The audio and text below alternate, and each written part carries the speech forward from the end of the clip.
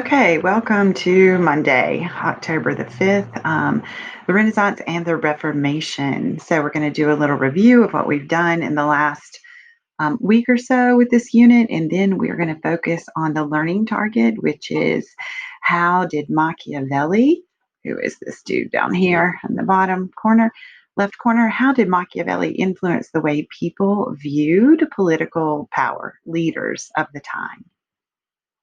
So, last week we did an art history lab, and the result of this art history lab should be that you start to understand the difference between art of the Middle Ages and art of the Renaissance. So, I've got you a little Venn diagram here so we can compare.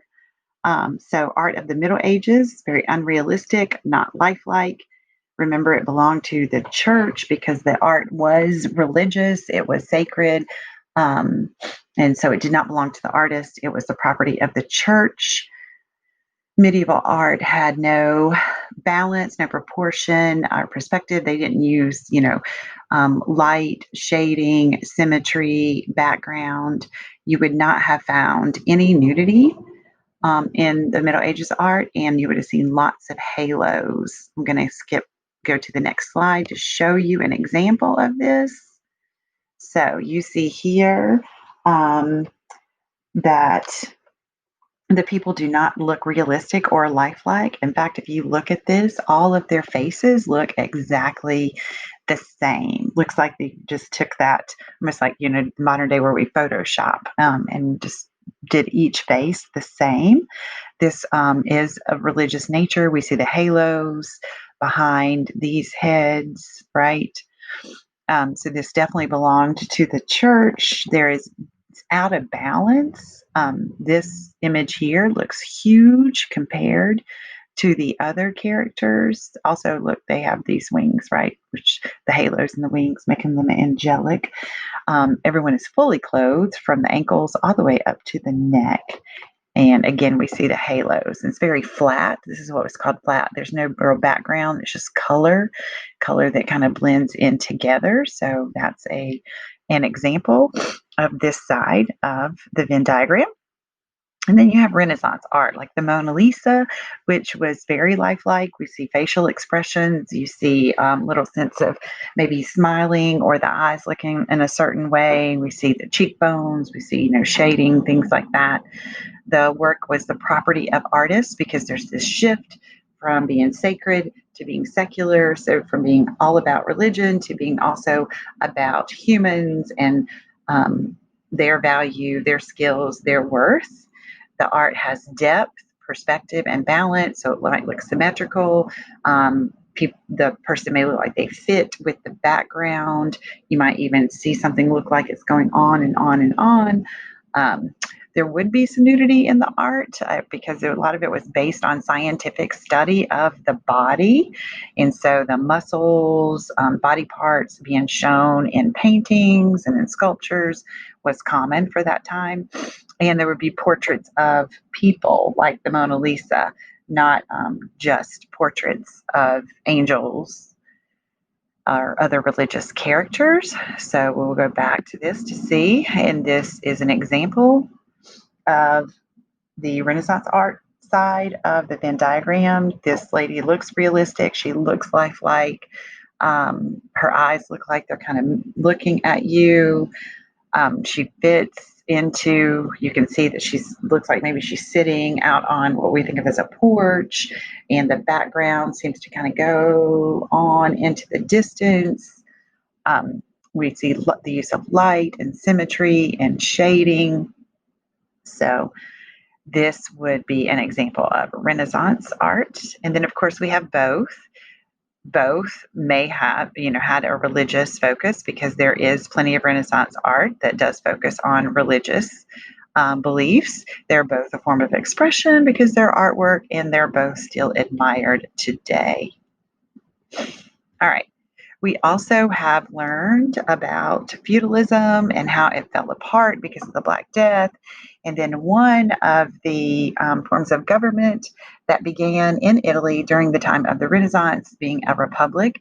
We studied this with the Medici family last week. And they were eventually voted into the ruling class because they became very wealthy. We saw how wealth can lead to power. They became wealthy. Remember, by they owned a bank. They also owned, wool shop. They created clothing, so they made money that way. Once they got their way up in the Catholic Church by supporting the eventually to become Pope, then they became the bank for the Catholic Church. So their wealth grew and grew. And then they used that wealth to support arts and artists, build schools, have museums, libraries, and that grew the state of Florence. So that also grew their economy because they became a cultural and a trade center. And so that was influence of the Medici family and their wealth. Okay. Then you had a Venn diagram example. This is my answers to the Venn diagram. So in feudalism, the source of power for feudalism was the Pope. The Catholic Church gave the king his power. So the king had the divine right to rule because it came from the church, and the Pope was seen as being the way to hear God's message during the Middle Ages. How was this power used? The king used their power in the feudal system, remember, to get protection and loyalty from lords and knights, and they used their power to grow their kingdoms. The Medici family, the Medici's wealth gave them their power. They bought their way into the power of the church. They used their power to start schools for all types of artists, and they used their power to grow in fame and to grow Florence by supporting the arts. And this grew their wealth even more. What does the source of power have in common? Both sources of power comes from the church. Okay, now we are going to move into being able to explain how writings by Machiavelli influenced the way people viewed political power during the Renaissance. So, one famous thought or writing of Machiavelli is, as a ruler, it is better to be feared than loved. And I want you to be thinking of this statement while throughout class and your processing time. It is better to be feared than loved, because I know as a mom and as a teacher and as a wife, I'd rather be loved than feared. So when I read that, I automatically think, I don't agree with it. But let's see what Machiavelli meant by that in terms of being a political leader. So who was this Machiavelli guy? Well, here he is. This is what he looks like. He was born in Florence, Italy. That's the same place that the Medici family are rulers and growing. And so he, is a citizen of Florence, Italy. So it connects to what we've been learning about so far. Okay. And remember, Italy was divided into these small city states. Some would be monarchies, some would be these republics. And there was a constant struggle among the city states because they wanted to grow the city state. So as Florence started to grow, another area, maybe jealous of that or want that kind of power. So they would struggle against Florence to try, and beat Florence and grow their area. So some of these city states, Naples, Milan, Venice, and Florence, of course, which had the papal state, means that's where the Catholic Church was located. All right. So he wrote this book called The Prince, and it is referred to as a political guidebook because contains many, many views on politics, on leaders, specifically focused on what he called a prince or the prince. He wrote about how princes should get their power and how they should keep it. And his notes are still influential today with political leaders, with CEOs, means bosses of big businesses, and world leaders. So, what are some of these views that he wrote about?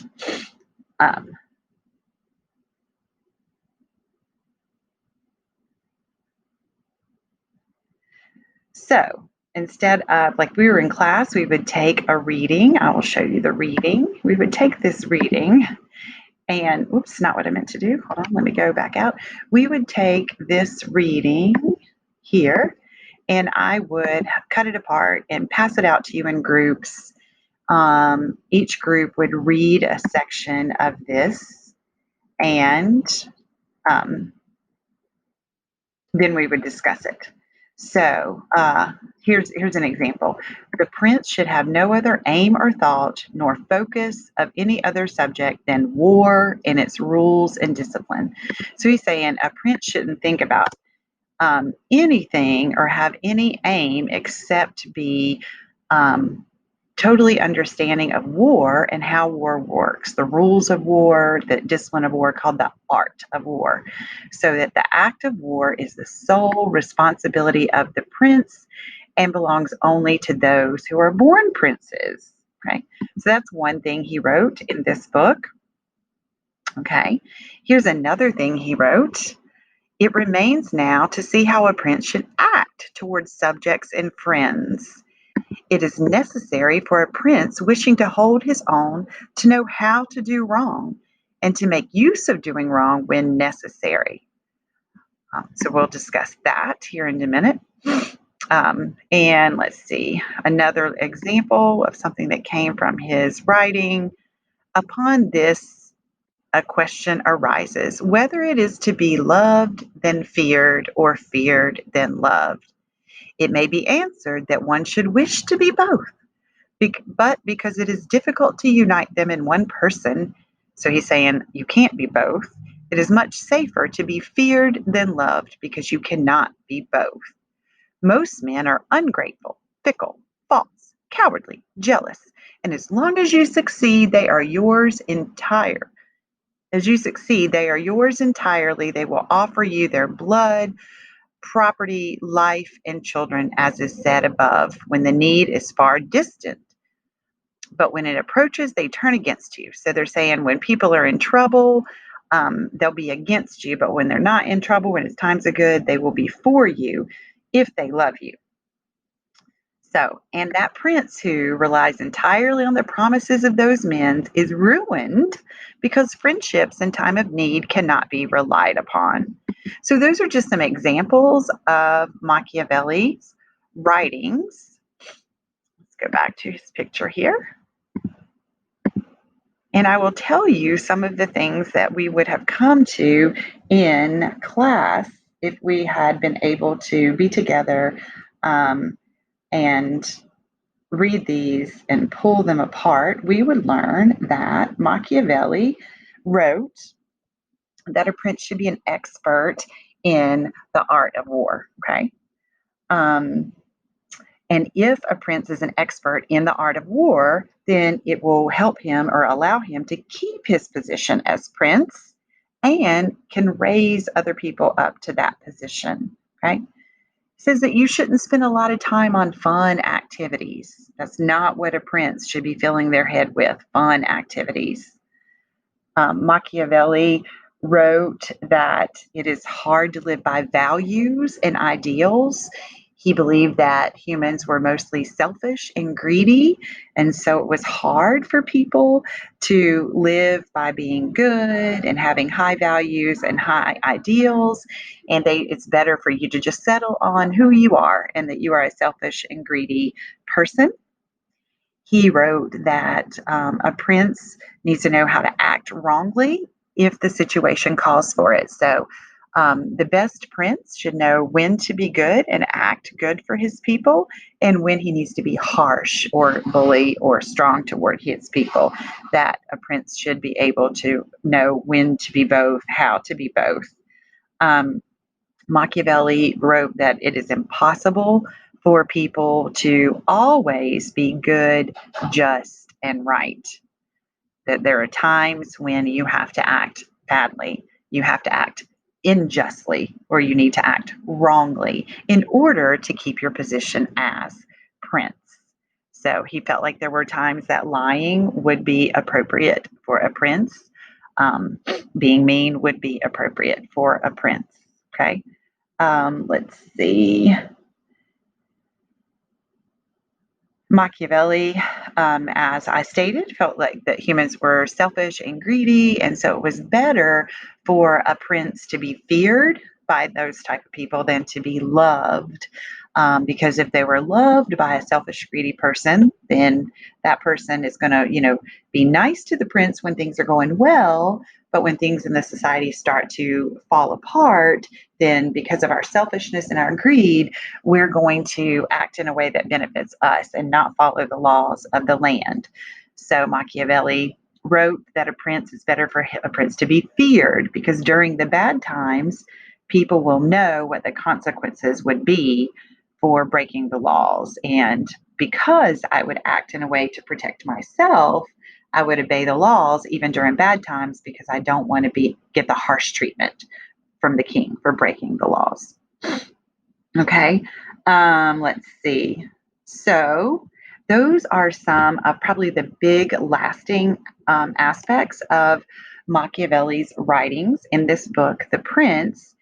And so it influenced even people like the Medici family. It made it more able for them to stay in control because his writings were influential in terms of how they behaved and how they ran their areas. And so if you had harsh consequences for breaking laws, then greedy, selfish people will not break the laws because they want to protect themselves. So his writings were influential of that time period and did help support families like the Medicis in their quest and their succession to power.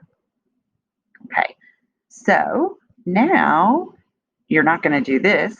What you're going to do now is you are going to go back to today's playlist, which looks like, I'm getting there. There we go. This, okay. And you are going to do task 3. No, you're going to do task 2. Sorry.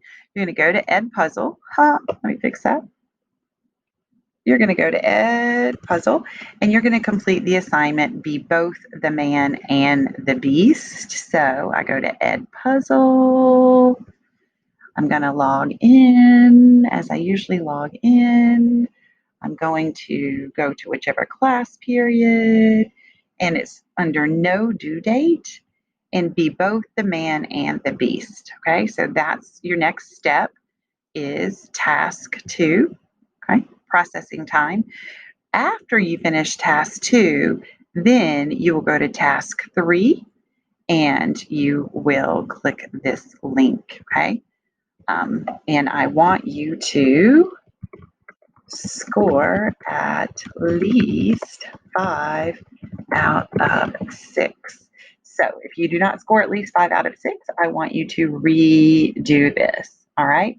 So it is your turn now to go to task 2, processing time, and then after that, you will go to task 3. Okay. So I look forward to seeing you in class.